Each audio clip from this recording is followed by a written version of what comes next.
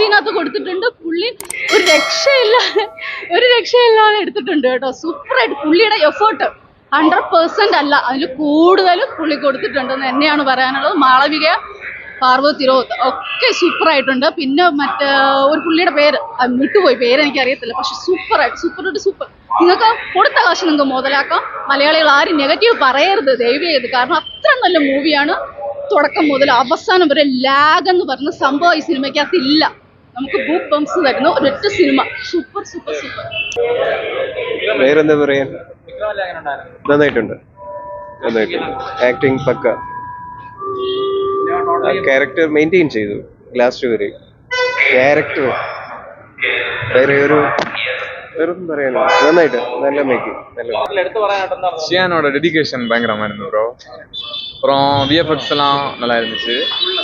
Average தான், movie average தான், சொல்ற அளவுக்கு இல்லை. பட் பேஸ்ட் ஆன் ரியல் ஸ்டோரினால நல்லா இருந்துச்சு, நல்லா எடுத்துருந்தாங்க. மேக்கிங் எல்லாம் பக்கா.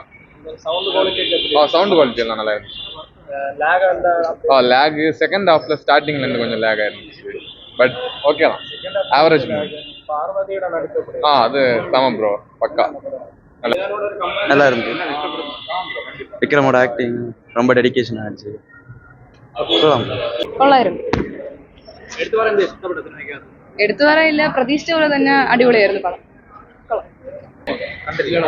വിക്രം പൊളി.